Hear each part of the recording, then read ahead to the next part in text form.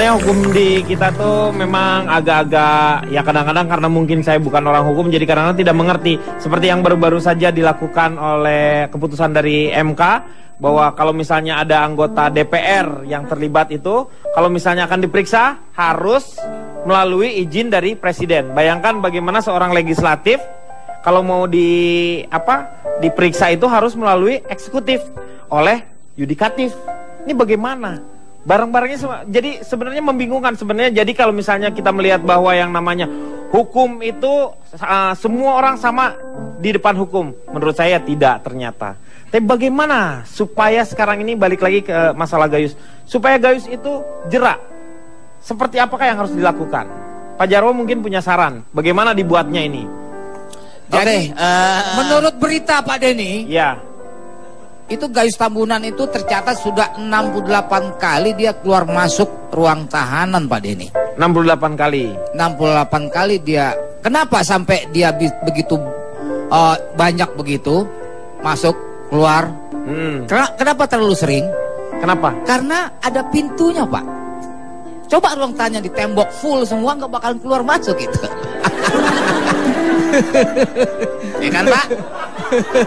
Orang diomelin. Iya. Dia ngomong begitu, orang tua ngomong begitu apa bener?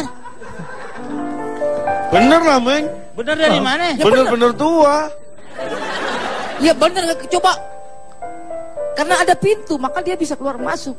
Coba Coba kalau Jerry di tembok masih bisa. Pak, ya, Anda kali jangan... sekali dia ngebobol. Ingus nggak ada pintu bisa keluar masuk. Kejadian Gayus Tambunan makan di restoran, makan ketupat, makan di restoran, makan di luar, ya. Makannya di mana? Ya di restoran. Bukannya di piring, Pak. Iya, pakai piring. Makannya pakai piring, tapi makannya di restoran. Di restoran. Makannya pakai piring. Nggak pakai celana, Pak? Pakai. Ya pakai dong. Piringnya pakai celana. Nah ini perlu adanya piring. Bukan. Garpu. Ya Allah. Sendok. Ya, bukan. Sambal kali, sambal. Cuci tangan. Bukan. Gayus perlu apa? Ke WC. Enggak, yang namanya pihak lapas. Pihak lapas itu Perlu yang mengawasi. Enggak, mengevaluasi Pak Denny. Kenapa bisa terjadi seorang tahanan itu bisa makan di luar? Bisa makan di luar. Perlu sekali-sekali Pak Denny mengundang para chef untuk masak di penjara itu Pak Denny. Para chef. Mungkin Gayus Tambunan mungkin merasa tidak variatif yang namanya menu Makanannya. makanan di lapas. Jadi diturunkan melalui para chef gitu. Enggak, itu parasut. Nah, kalau perlu sekali-sekali undang juga chef-chef yang cantik-cantik tuh Pak Denny. Jadi supaya warga binaan itu puas lahir dan batin Pak Denny. Nah kayak ini benernya saya nggak setuju Pak. Nggak setuju kenapa? Ya nggak setuju aja Pak. Ya alasannya apa? Ya. What's your reason? Oke. Supaya jerah Pak Denny. Nggak enak-enakan sup ayam, Pak. Supaya tuh masuk sup.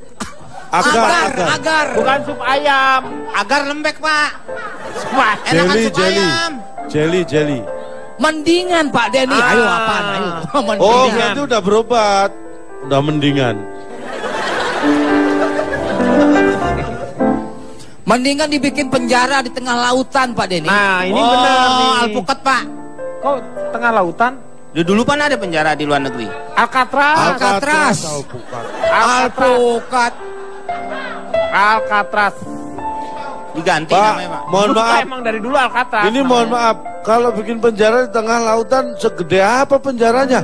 Di penjara tengahnya ada lautan.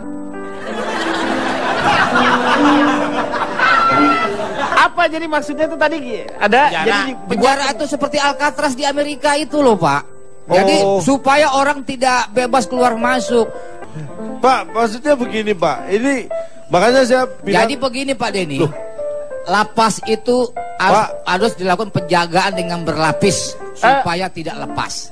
Ya, itu maksud Pak Tukijo itu. Tapi percuma Pak, percuma itu. Ya. Makanya sekarang istilahnya kan bukan narapidana sebenarnya. Mereka itu warga binaan. Oh begitu Pak. Namanya Betul, itu beda dibedakan ya. Dulu tuh penjara, kalau sekarang ini lembaga pemasyarakatan. Makanya itu warga binaan. Ya, karena warga betul. binaan berarti harus ada yang membina. Nah, Darmono benar ini. Ini kita mau ngobrolnya mau kemana? Ini para ini warga. kalau kita ngobrolin seperti ini, Gayus bisa ketawa-ketawa ini. Iya, Ini Pak. gara-gara Pak Saprudin nih. Emang Gayus nonton juga, Pak? Gayus nonton juga ini. Nih, saya yakin nih Mas Gayus ini. Coba wignya dilepas dulu, Pak. Wignya. Ya. Oh, asli. Oh, itu asli. Kirain wig ya? Interupsi, Kang Denny, Ya. interupsi. Kenapa? Ngapa? Ya interupsi sebentar. Yeah. Ini penting, ada berita penting. Gua matiin lo. Gua matiin nih. Jangan dimatiin, jangan dimatiin, berita penting. Oh, lo. Meng kasihan si Riko loh, Meng. Biarin Aduh. aja. Wah. Remote berkuasa. Jadi emang bagusnya tuh di penjara. Bentar, Pak. Hah? Main mati-matiin aja. Apaan lo? Remutnya. Wah. Remote. Lu so asik lu, so imut. Remote.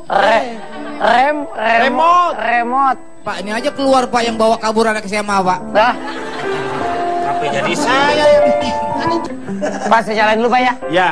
Main mati-matiin. Hati-hati. Ya udah lu balik lagi sana. Hah? Lu nyalin dari situ. Tunggu dulu, penting, Pak, penting. Oh Tunggu. iya, cepat. Selamat, remote-nya udah saya pegang. Jadi nggak bakal bisa dimatiin lagi, apalagi Bang Komeng.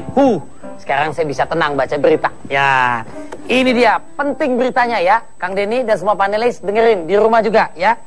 Baru-baru ini masyarakat dihebohkan dengan pemunculan sesosok ya makhluk di sebuah minimarket. Waduh, makhluk yang diduga sebagai makhluk halus ternyata ya itu telah membuat heboh kalangan netizen di sosial media. Selamat nih kalimat. Makhluk halus tersebut berparas cantik, putih dan mulus. Siti Rohmah namanya ya. Diduga dia bekerja untuk minimarket di Bandung. Aduh, banyak yang bilang bahwa dia lebih pantas menjadi anggota girl band. Band cewek lah, girl band. Ketimbang seorang kasir di minimarket. Selain pemunculan makhluk cantik penunggu minimarket, sebelumnya juga heboh dengan pemunculan makhluk cantik penjual getuk bernama Nini. Gampang nih, Nini. Tutu. Bisa Nini, bisa Tutu. Demikian laporan fenomena pemunculan makhluk-makhluk cantik di tempat tak biasa dengan profesi tak biasa ya. Saya Riko Ceper melaporkan untuk Breakdown News ILK. Kita kembali ke Kang Denny. Iya, terima kasih. Nih. Apa sih Bang interupsi cuma buat berita kayak gitu? Ya itu namanya juga berita, berarti kita harus membahasnya. Menurut Ibu Rukmini gimana? Saya nggak ngerti apa pentingnya berita itu sampai harus menginterupsi masalah Gayus ini. Oh, padahal Terus, lebih penting ini. Ya pentingnya apa sih kemunculan makhluk-makhluk cantik kemudian menjadi heboh. Tapi gini ya Pak, kayak masalah yang si getuk ini ya, Iya. penjual getuk, Penjual getuk yang cantik. Adik-adik sempat tahu yang penjual getuk yang cantik di jembatan penyeberangan, kemudian sempat diundang ke TV-TV. Iya, betul. Ya sebenarnya nggak ada yang salah sih Pak. Nggak ada yang Memang karena kita... dari dulu juga udah ada kan yang dulu yang ngejual yang Nah ini dia nih Pak. Ya, ini yang cantik nih. Sebenarnya memang suka tidak suka kita hidup di dunia yang orang itu menilai dari fisik. Seolah-olah kalau misalkan ya kalau orang sudah memang secara fisik itu ganteng dan cantik, kalau melakukan profesi yang menurut mereka harusnya tidak dilakukan oleh orang-orang yang memiliki wajah ganteng dan cantik, itu langsung heboh. Iya, betul. Kayaknya, oh kalau pekerjaan ini standar mukanya harus seperti ini. Kalau pekerjaan ini standar mukanya harus seperti ini. Akhirnya Pak, bukannya saya ngiri ya Pak, sama sekali bukan. Tapi justru kadang-kadang kasihan. Mereka mengalami popularitas sesaat karena dihebohkan oleh orang-orang di sosial media. Mereka seperti seolah-olah udah diangkat-angkat. Tapi setelah euforia itu berakhir, hilang juga. Iya. Nah masalahnya kadang-kadang orang seperti ini secara mental nggak kuat. Pak, saya setuju dengan Bu Rukmini ini Pak. Ya tapi Pak Wardoyo sendiri melihatnya seperti apa? Begini Pak Naimin ya. Jadi kalau Sebentar, Pak Gopli. Iya. Pak Naimin. Ya, saya ya Pak. Iya. Kalau menurut saya wajar aja gitu Kak, nasib orangnya siapa tahu ya Pak. Betul, karena memang dia kebetulan cantik. Dia nggak salah dong ya. Dia nggak salah karena kan juga jangankan penjual getuk Pak. Iya. di yang jual apem aja Pak. Jual apem? Ada di sosial media kan ya? Oh, Lo mau berobat? Yang itu sosial apa? sosial media, Pak. Nah, Sosial itu. media. Kan juga banyak gembar-gemborin tuh yang jual apem segala macam. Wajar lah ya. Wajar. Kalau menurut saya wajar. Bapak ijazahnya dari keramik ya, Pak. Wajar mau dari daun, Bapak dari keramik. Jadi kalau menurut saya wajar-wajar aja Pak. Ya, jadi nggak apa-apa, Nggak terlalu apa-apa, bermasalah. nggak apa-apa, nggak Kecantikan jadi jangan masalah. disalahkan. Saya mau tanya, menurut Cak Lontong penting nggak hal seperti ini? Tapi nanti setelah yang